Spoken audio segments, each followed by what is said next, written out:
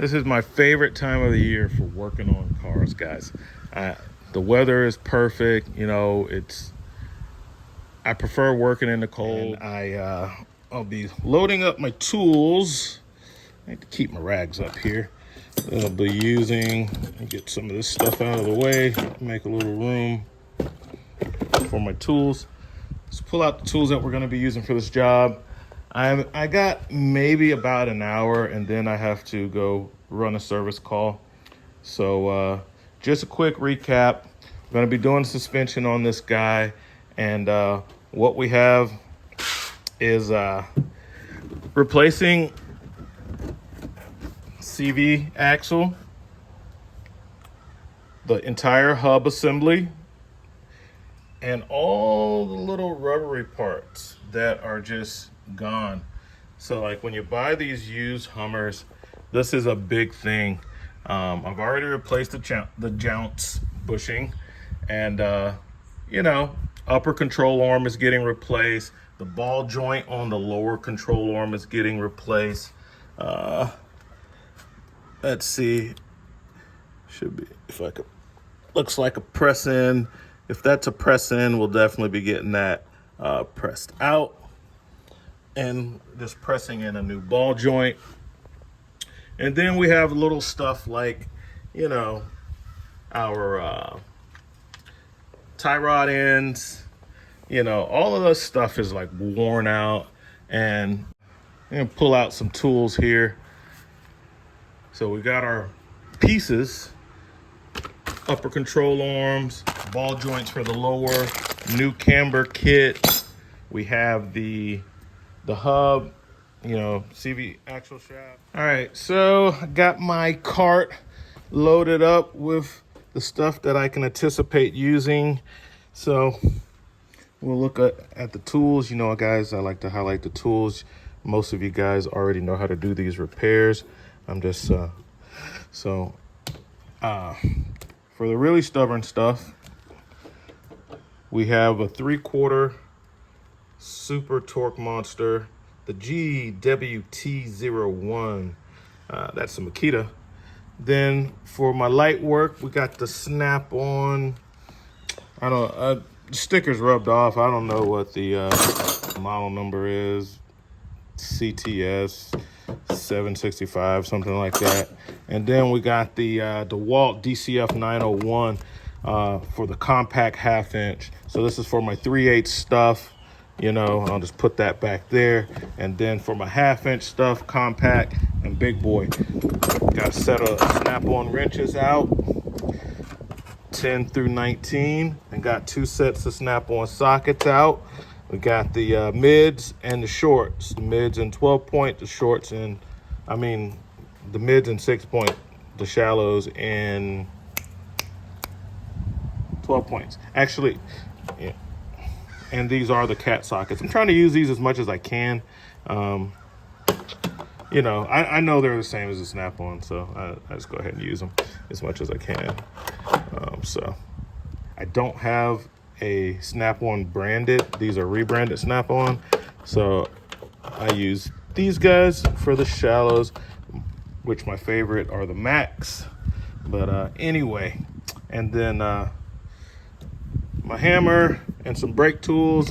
This is my brake bleeding kit, a bottle and a tube. That's my brake bleeder. Then I have some compression tools. This is a ratcheting one, but this one's a lot easier to use, and I can put my impact on it. So this is the one I use the most.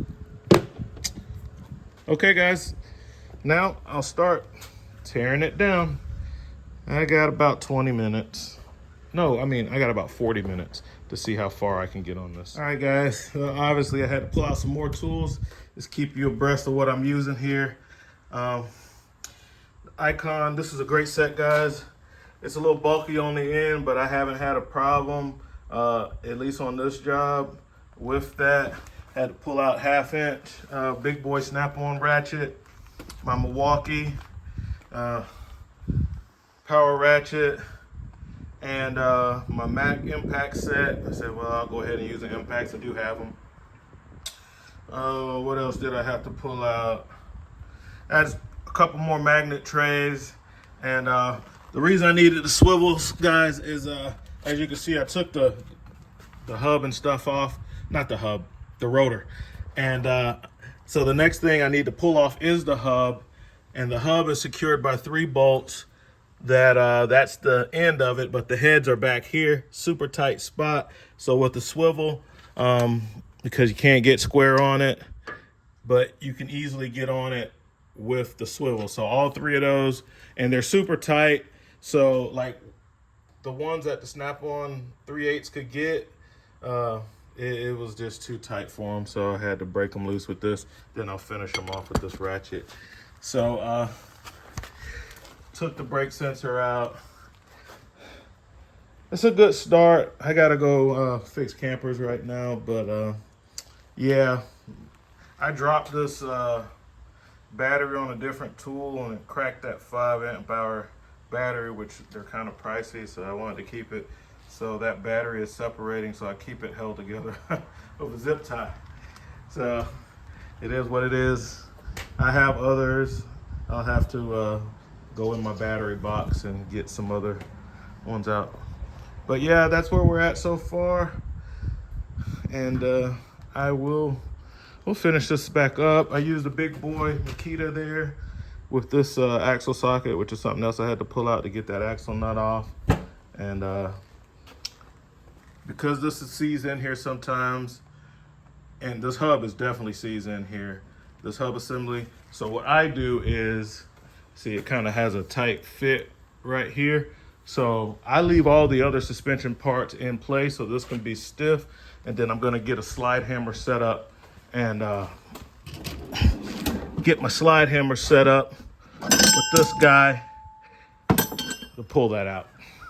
Snatch that hub out after I get the bolts are all loose, but I gotta go. These are super wore out. If you could move them this easy, they're super wore out. This sway bar, this linkage, see, all this stuff is wore out. It's just, it moves too easy, you know.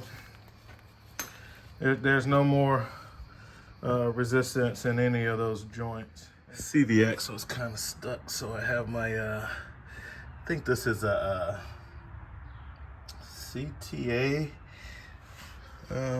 slide hammer. Anyway, I got the adapter on it for the CV axle. I had to remove the lower couple of bolts to get the tool to seat in, and now I'm gonna give it a couple of pulls with the slide hammer to get this out. You can kind of see where I'm at here. In a second. Just wanted to show you the setup. These slide hammers are very helpful.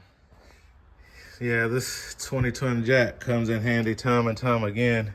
It's not supposed to be that hard for these CV axles to release, but this one was seized in there. Couldn't get it out with slide hammer or anything. I ended up having to bring it to the press and press it out. Like, this thing was not coming out.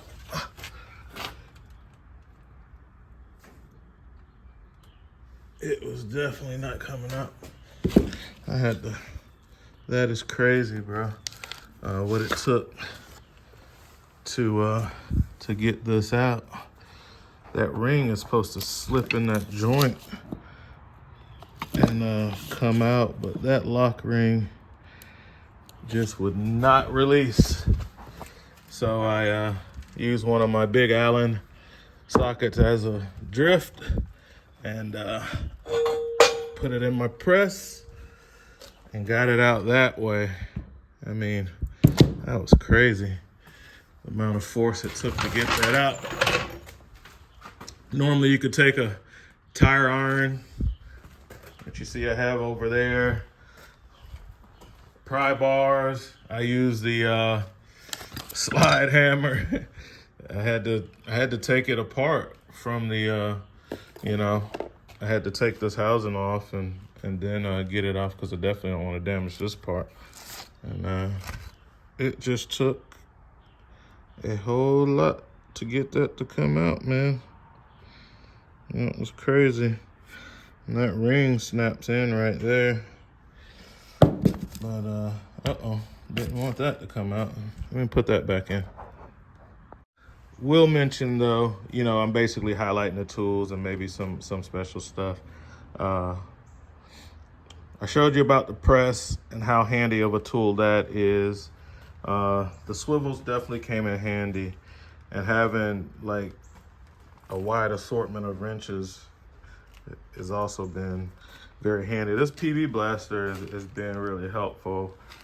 Yesterday I soaked everything down with PB Blaster, and so one of the main things that I did want to highlight is keeping up with the hardware. So as I perform a task, you know, I have a lot of magnetic trays and things around, and like these alignment bolts, you see I have all of that stuff together, and then I try to put all the nuts and bolts back with what it goes to, right? So like those nuts and bolts go with those alignment, and I would normally like screw them on the ends. So even with the old parts, you see here, this is getting replaced, but I want the nut to stay with it. And on the tie rod end, you see the nut is there. If you come over here, the tie rod end is actually right here. But I put the nut back with it. I'm either gonna put it on the new part or the old part. All of these bolts, they're there. That bushing actually surprised me, and it was good. I'm gonna take this to the press to press out this hub assembly so I can get that new one in. But you can see on the new hub assembly, I have the bolts for that. And that's how I keep up with it when I'm doing this many different parts.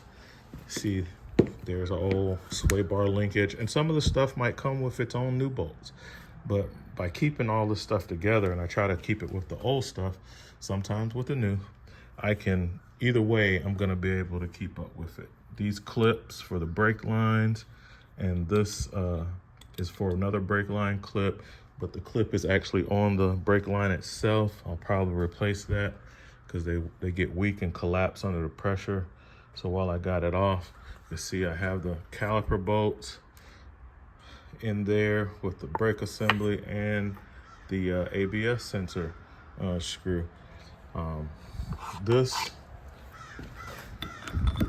goes with that, and that's how I pretty much try to keep it. So if I have to rearrange my workspace, I'm gonna move parts with the parts that go with it. Like I know that all these parts go with this CV axle housing. The good thing about having this out, bad thing is, well, I probably have to replace the seal, but that's not too bad. But now I can easily replace the seal while it's out, and you see the bearings, the needle bearings that are in there. I can inspect those really good. Come on, light, and replace them if need be, you know. So I'll be replacing those seals and bearings. So, you know, it's all different. People have their different methods. I'm not just gonna take this much stuff apart and just leave the bolts all just laying around, wishfully thinking that I'll be able to remember. Even in this pan that I have catching the gear oil from that case there, you see those 4 bolts go with that brake line, you know, that goes up here, and the clip that goes with the brake line. All right, guys, time to pull out the ball joint press. I'm gonna use this Madox from Harbor Freight. We'll see how this does. Of course, we'll be using it in combination with an impact driver to drive this guy out. Let's see how it goes. Now, because it's the first time I've used this ball press kit, the actual press part, because I normally take the stuff apart and press it out with my press, but that'll save me a little time. I'll do this on the truck. I put grease on it at the base, and then I ran the screw in and out a couple of times to grease it up. That's important. All right, I'm gonna show this because I haven't found any videos showing this And even on videos that say that they're doing it, they just kind of skip past and then show you afterwards. This thing doesn't seem like it can come out. I went to my all data, it says that it can. It had like some crimps, like they bent out the flare in 3 spots that I have tried to tap back in. The all data instructions say to take this whole thing off, put it in the bench vise and chisel, use a chisel to remove the crimps. I just use like a chisel hammer and hit it a few times. And then it says to press that out on a bench press. I'm gonna try to use this ball joint. If it doesn't work, I'm going to get my grinder out and I'm just going to grind off that edge. So I will show you what works because I can't find any videos of anybody showing this.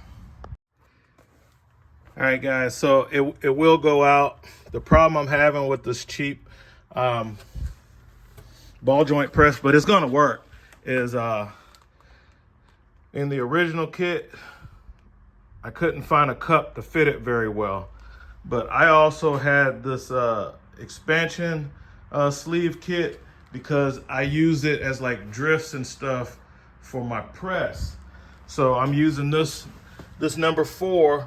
You can see the one I'm using, and I'm using this impact gun, this 3/4, which is a massive impact gun, to get this out. So the key is removing those crimps, like it said in all data.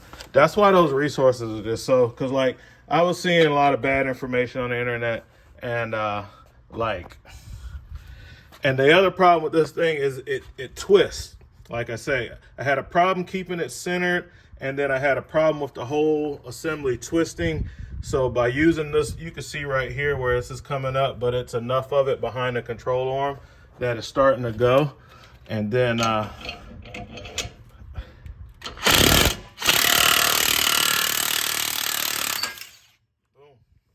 got it. But yeah, those things are, they use a pinch to where it just kind of basically after they installed the factory one, they kind of took something in a few spots and they pinched it, which makes it seems like it's not removable, but it is. This is the guy that I use to get it out. Yeah, the forcing screw, you know, there's some play in it, and this whole little apparatus kind of twists on you a little bit, but as you can see, it will get the job done. It will get the job done. And you can see those spots where I knocked it in, deforming it a bit. So that saves a lot of time and trouble from removing the whole control arm and putting it on the vise to change this. At that point, just change the whole control arm because the bushings are probably shot or close to being shot anyway. So there's the old ball joint. We'll see. We'll reverse the setup to get the new one in. But I just wanted to show you guys that because nobody shows this part. And I was like, come on, man. So, yep. Let me get the new one set up and press it back in, and I'll reassemble this, all these parts. All right, guys, so to press it back in, it's easier, but again, I ran into an issue with not having all the parts in the original kit. We'll see. I'll show you what I use. So this is out of my other kit. This number 9, I believe, is in this kit. So I took the number 9 to force up, you know, with that going through the hole. And then I had to use a small cup on top. So I was using the number 10. But what happens is eventually this is gonna hit the top, and it didn't go all the way. I stopped it. I feel like it's kind of touching the top a bit. So now I need they have like some spacers in the expansion kit, or I could use a different cup that has a little more depth. But I had to get it in some first to have room to use that. And then, well, oh man, I gotta put a plate on top of that. Give me a second, let me figure out the pieces. So I took one of the steel plates off of my, I took one of the steel plates. I used that number 6 spacer, the normal number 10 that I was using the whole time on the bottom. The bottom stayed the same, but like I said, these little cups, you know, the top part of the cup, it's bottoming out, and I didn't want to damage the thing, so I switched out to a spacer, put a piece of steel on top, and then forced it the rest of the way so I can get the snap ring on. So I'll take it apart, and you can see this big 3/4 makes it effortless. And I got to take it up because I had to really take the screw all the way down to even get this to go on. So that was a spacer that I'm using, this number 6 spacer, because now let's look at the cup now that it's fully seated. See the space? This would never work for getting it all the way back on. So I had to use that, and then a piece of steel that wouldn't flex. So you can see this is like a 1-inch or better piece of steel. This is a steel plate that goes on my press, and I just put that on top, making it a flat surface, because I knew that the depth of the spacer was greater than the head of the ball joint. Now I have it fully seated in, and I can get the snap ring on, because you have to fully seat it in to get the snap ring on. So I just wanted to show this part because, like, a lot of people wasn't showing that, you know. It's like the thing kicked their butt and then they just edited the video. Well, I was looking at it and I couldn't figure out exactly how it went on. So I went to just look in all data, and it said that, yeah, it can go in, it can go out, do it this way. But I use a ball joint press instead of taking the whole arm off and doing the press. But like I said, the pieces in the kit, so if you buy this Harbor Freight kit, which I think the snap-on one is like dumb expensive, I wouldn't buy it, because this did get the job done, but I had to buy both parts. I had to buy the Madox ball joint press kit, but then I also, which I already had all this stuff, but I also had to use pieces out of this kit in order to make it work. And then even with all of that, I still ended up using something totally different, that plate of steel, because these cups do not fit these rings. They don't fit it exactly, you know? And because of that, I didn't want to put a lot of pressure on that and deform the spacer, because it's just catching on the very edge. These are 2 different diameters. So I was like, I don't want to force this into that, and I don't want to deform my pieces. I want to keep them in good working order, so that's why I use a plate steel. And as you can see, now we can get the snap ring on, and that lower ball joint has been replaced. So it didn't take long, but I did have to access the proper information to figure that out. And I went to all data for that to find out about the chisel and removing the crimps. Now, I saw the crimps before I went to all data, but I wasn't confident. So I took a screwdriver, and I probably messed up before I went to all data. I was using this Husky non-striking screwdriver to try to remove the crimps, because I didn't have a chisel out here.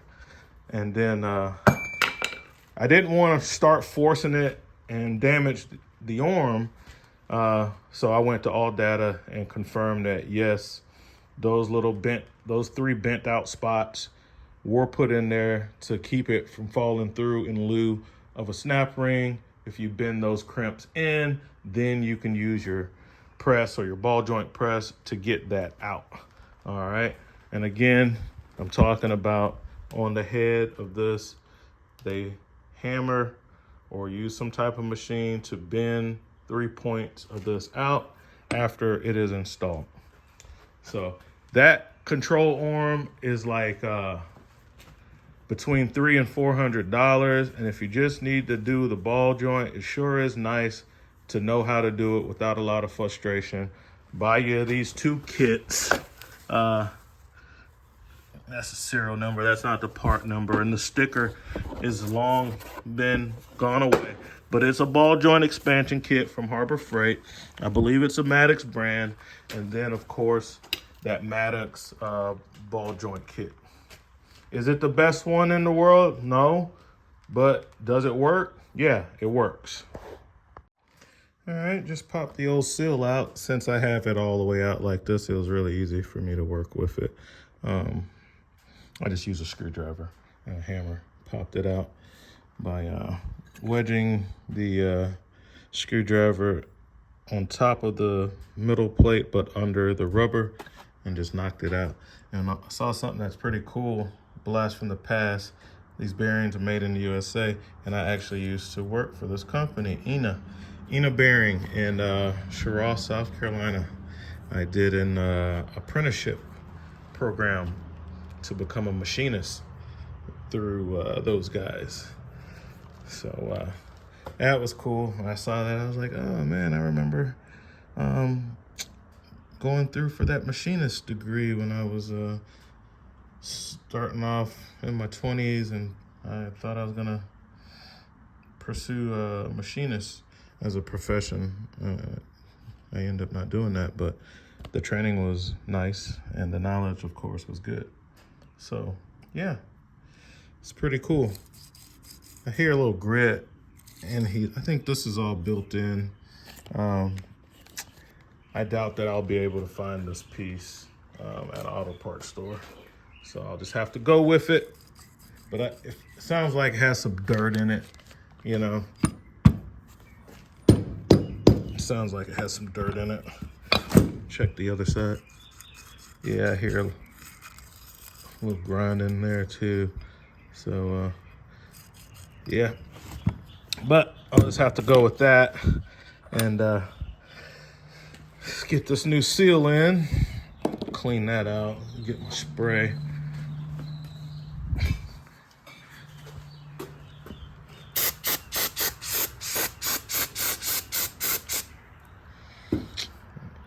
Go grab my bearing and race kit, and I'll get this bearing installed. All right, guys, we got most of the new parts put on. Get that brake line on before I go too much further. See, it's dripping. I got new rotors. Only things left is the brake stuff, which we're gonna replace the rotors. Brakes look okay. We'll use those a little more. I got all the nuts with it. Most of the new parts came with its own hardware, so I threw the old hardware away with the old parts. This was the old hardware for the old ball joint.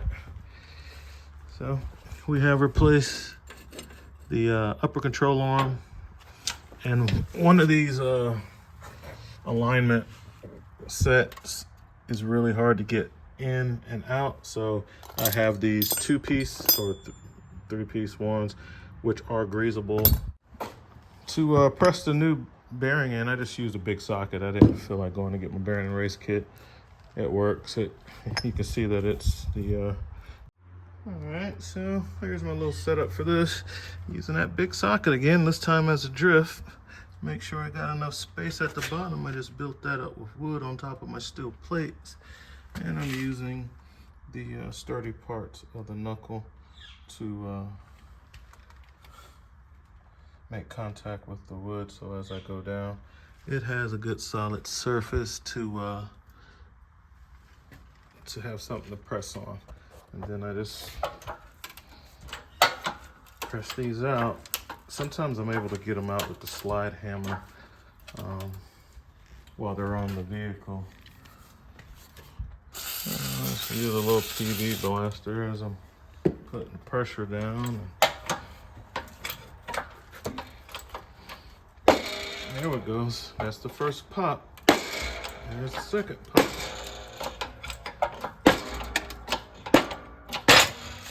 There it is. So that's how I get them out when they're rusted in that bad. Let's take the whole steering knuckle out and use a press. You really got to get it pressed, guys. It makes it a lot easier. Went ahead and took a lunch break. I have some service calls I have to run. It's going to probably kill the rest of the day, but just highlighting the beauty of being able to have a program like AllData, which is just repair information, $20 per vehicle. If you're a shop, you already have something and you're paying a whole lot more. But for us guys that's out here just working on our vehicles or helping somebody out, you can use the AllData is much better than the alternatives, but there are some alternatives out there. Harbor Freight has their True Fix, but it's nowhere as nice or as easy to use or as exhaustive as the AllData DIY. So I have printed out the torque specs because that's what I have to do, and I didn't want to get started tightening anything before I printed out and looked up all my torque specs on all. Switching to the other side, where's my torque spec paper? Got all this stuff torqued up to specs using, this is just the greatest torque wrench, man. This style torque wrench with this easy adjustment with so many different torques, I can quickly and easily adjust the torques on this torque wrench because it's the split beam style, to where I can just pull that back and let's get you guys dialed in here.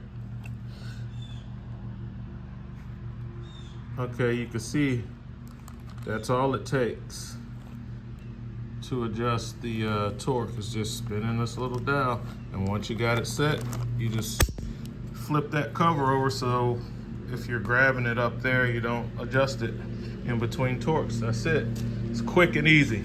This thing truly increases your speed. It's just nice, man.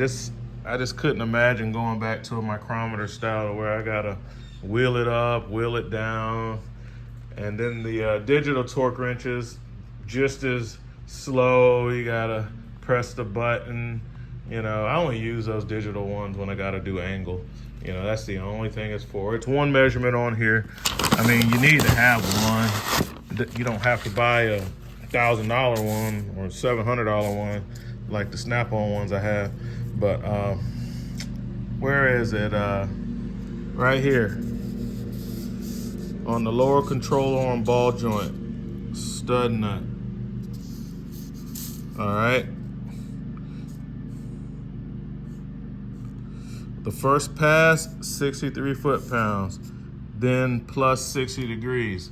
So that's why you gotta have a digital torque wrench with angle, because you never know when you're gonna come across something. Even on this old 2008 Hummer, they have, and on the suspension, tech angle. You need angle. So either way, I'm taking this in to get an alignment. Working on the other side, less parts to change because I've already replaced the axle, the hub assembly and things like that, but some of that stuff kind of is in the way and will be moved. I've got my angle finder on here before I change anything. With the tire on, it's 88.2, something like that. So either way, I got to get the alignment done, but I do want to try to get it back as close, so I just try to set it back to what it was, close to what it was, you know. So with the wheel off, it's at 87.1. I'll try to get it back to 87.1. Camera a little fuzzy. Let's see what's going on with the camera. right, so I'll try to get it back to that when I move the arm and change out the hardware. So really the only thing I'm doing is changing out this hardware on the difficult side so that in the future, if something has to be done and the control arm has to come out, it'll be a lot easier. Plus it's an upgrade with a wet bolt.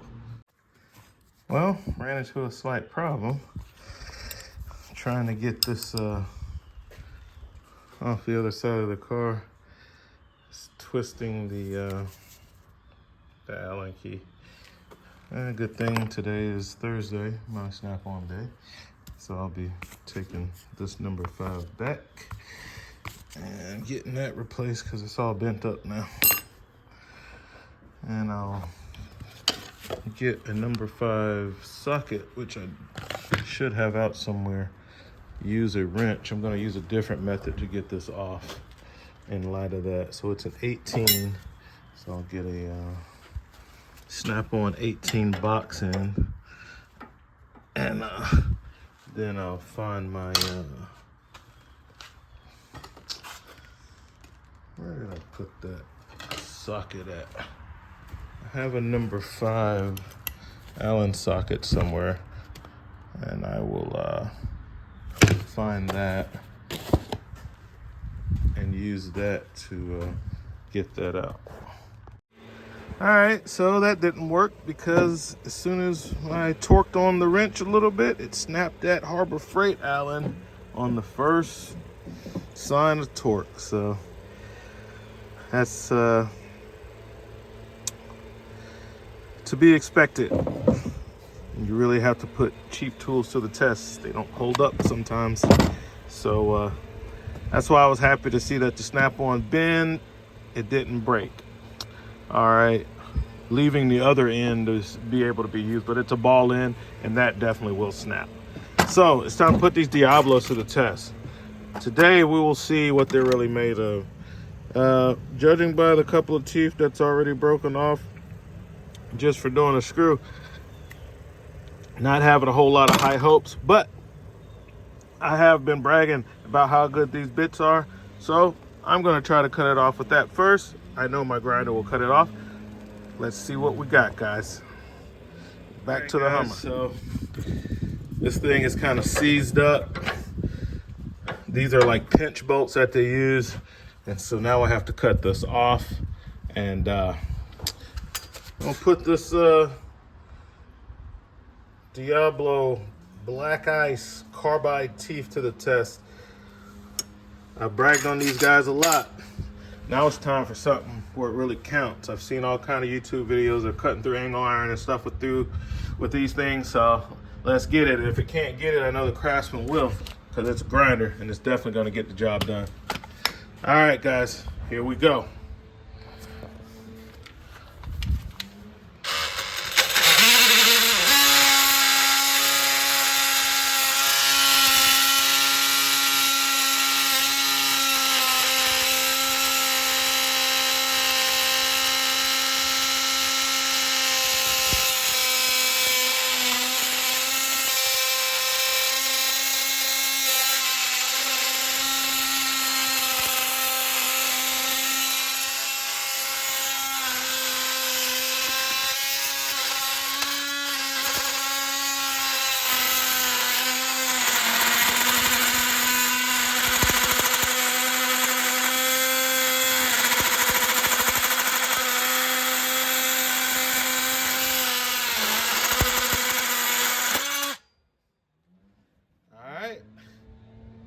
Let's take a look at the teeth.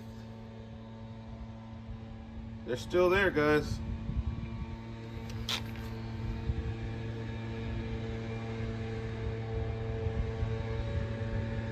Some missing off the ends, but it did it. Sliced right through that steel. So there you have it. That Diablo. All right, let's use the same bit to get the job done on the one on the bottom. I'll have to get another Allen key to loosen it up to give us some space in there. I'll use that bent up snap-on and see if I can get this to come free a little more. I did hit the stuff with PB Blaster. I'll hit it with a little more, but like I said, it's seized up, so stand by. All right, guys, so I took this whole Snap-on and hammered it back in the other side, and it held up. Got it out, even though it's twisted into form. You know, the steel's not supposed to break like that. But I'll show you what, like, it's supposed to bend, but like when I put the pressure on this Pittsburgh, it just snapped. No twisting at all. Just as soon as it felt the pressure, it just snapped. So, you know, that's why I don't knock people for buying like expensive tools, high quality tools and stuff, because they might be in a position to where they can't afford for that to happen. They need for this to happen so they can get their job done. And the tool might be shot after they finish the job, but at least the tool got the job done, which this one did. You know, it is what it is. I'll warranty this out. I got a few other things I need to warranty out anyway. A set of neck lights, one of these foam cases. I buy 2 of them, so when one tears up, they're lifetime warranty. I warrantied them out before. And I'll see what he has on the truck while I'm on there. I don't plan on really getting much of anything, but I do need to warranty my stuff out, and maybe he has something that I'm interested in, maybe he doesn't. So, yep. So we got that out, and the Diablo worked good. I bought backup blades because I didn't think it was gonna do it, but it cut right through that steel, guys, and the blade's still usable after cutting through that. There's the cut quality, pretty smooth. Most of the teeth are still there. Okay, so didn't have to pull out the replacement killers. I put, as you can see, that's anti-seize. I've taken this apart before to install the axle and the hub assembly and everything, and it was super easy for all the stuff that I touched before because I use anti-seize. It made a big difference in taking the stuff apart. I didn't even have to hit that with a hammer to get it apart. The anti-seize was it does what it do, you know what I'm saying? And there it is right there, you know. So happy about that. All right, so I pretty much got most of all the old parts. I got everything disconnected. Now I gotta remove the control arm. I've started with these, this is what they set the, you can get these out without removing the shock. You just move this thing in such a way as you're removing it, flip it over, like rotate it, and it will come off.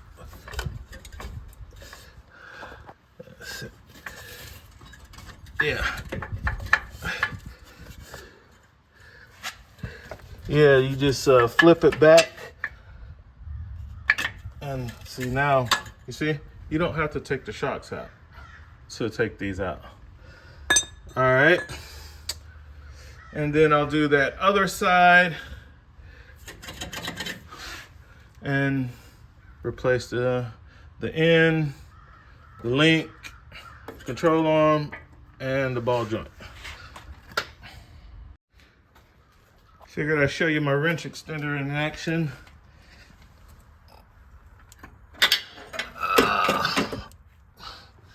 Get it set up here. This one has, like, you see that? That's for the wrench to fit in. So let's see. That's how it is. Because these bolts are really tight. I think the torque spec on these are like over 100 foot-pounds. But with that wrench extender, makes it easy to break the torque on that. And these are already long pattern wrenches. You know what I'm saying?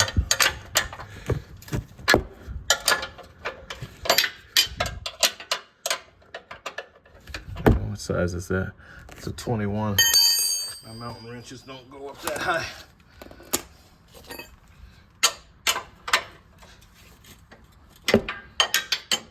And when I get it close to the end, I'll just use a, I could have used a power tool on this, but, you know, the wrenches fit in there really well.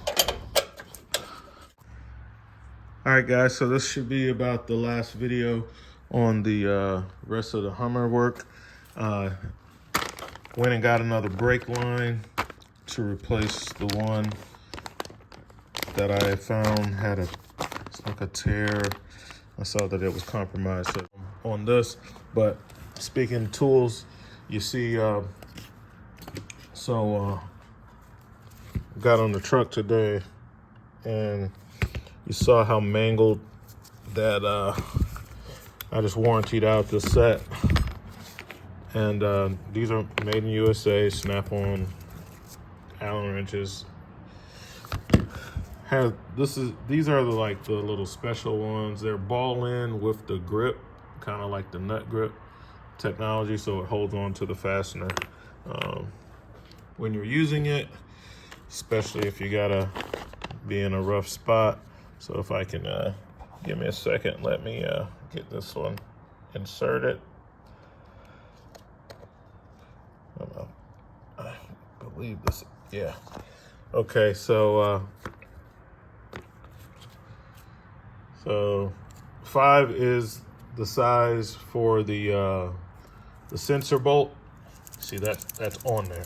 That's not coming off. I can hear my watch shaking. That's not coming off. 5 also is the size for, let's see if I can get this off of here.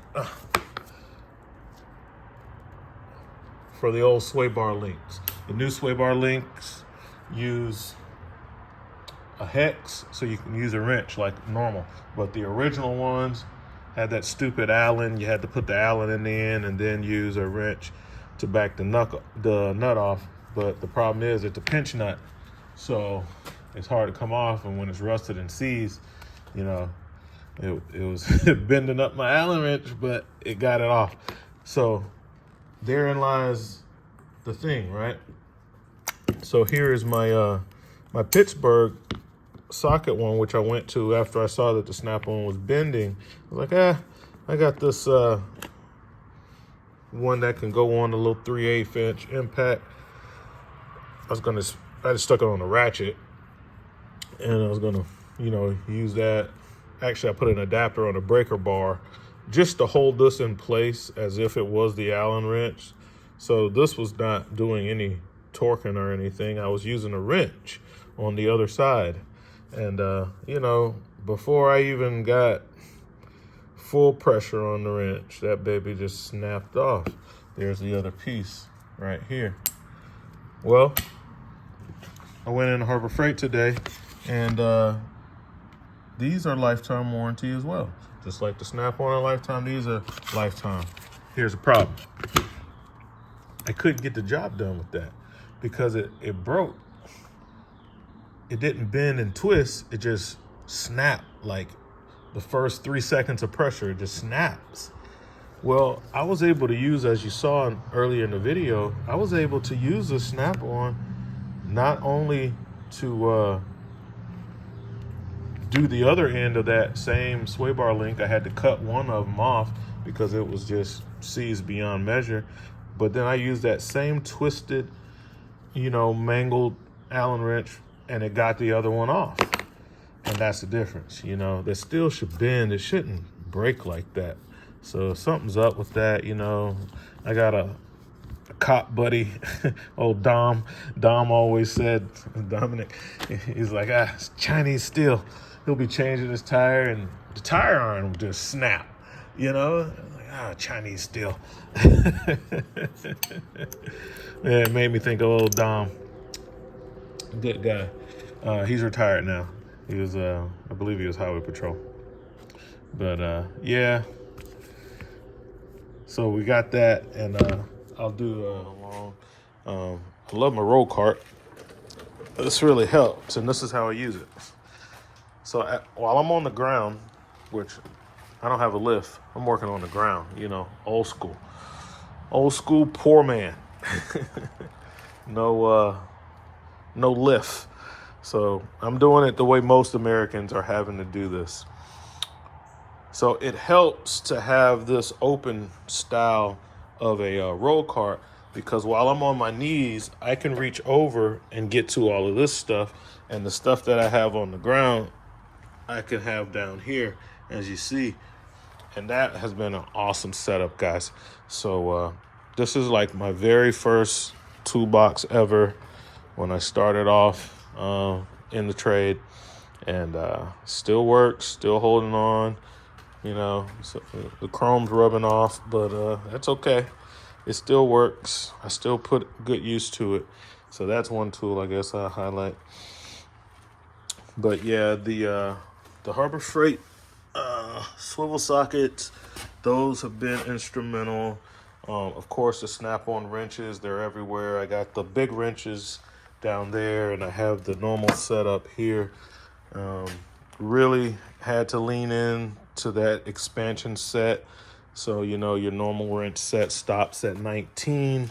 And then I had to, I really had to, you can see the missing ones up there because I had to lean into that expansion set. And then my mountain wrenches, they're so long, the length, the ratcheting, that's helped out. And having a lot of rags has helped out. There's the old bin with a bunch of the old parts. Tires are incredibly heavy. The PB Blaster, got to give it up for the PB Blaster. I use that a lot. And the anti-seize. The anti-seize made it really nice taking this back apart when I had to go in here and do this work, because I've worked on this side before, and the anti-seize does work. It works, guys. It's good to use that after you have it all tore apart and you got to put it back together. Put it back together with anti-seize. It is beneficial for you when you have to work on something else again, and you will have to work on something else on it again. All right. But other than that, I'm not going to dig all those tools back out. The impact guns from the 3/8 going all the way to 3/4. I've been using 3/8, 1/2 inch, 3/4, Makita, DeWalt, Snap-on, and the wrench extender. Had to pull that out because I didn't want, when you're dealing with these bolts in here, they're kind of tight, and it's not a whole lot of space on a lot of suspension stuff. So, you could do all this with like wrenches and ratchets if you don't really have to use power tools. So on this side, I leaned into the wrenches more, and it was nice, kind of nostalgic, doing a lot of it with the wrenches. This, my favorite torque wrench, this Icon. I probably had to use 10 different torque specs, and you just cannot beat the speed of this split beam, flip down, turn the knob, that's done. So that torque wrench, it makes you want to torque everything now because it's so enjoyable to use. But I did have one angle spec, and I had to use one of my Tech Angles torque wrenches to do the lower ball joint. It's 53 foot-pounds first pass, or is it 63? I think it's 53 foot-pounds first pass, and second pass 60 degrees. Yeah, 63 foot-pounds on the first pass, 60 degrees on the next pass. But the new ball joint comes with a castle nut, so you're gonna have to move that a little tighter based on, or a little more degrees, until you can get the cotter pin in. So there's that. So yeah, guys, just super happy. Just being blessed enough to have tools to work with, so I don't have to pay a shop, you know, thousands and thousands of dollars to replace most of the components on this front suspension. You know, that would have cost a lot of money, and the parts would have been probably at least 3 times as much as what I paid, let alone 4 times as much, because these are TRQ parts, which are already cheaper than regular parts. And on top of that, I got them for like 1/3 the price of TRQ because I got them off of Facebook Marketplace from a guy who had them sitting because the Hummer he was working on got repossessed. A customer's Hummer, not his. It got repossessed and he got stuck with all the parts. So I bought those off of him for like less than $200 for all of the suspension parts. So it was a bomb deal. You might have seen a video on that. But yeah, guys, I got to cut this one short and do the tool haul video for my tool haul guys. And I will catch you guys at the very end on the next one.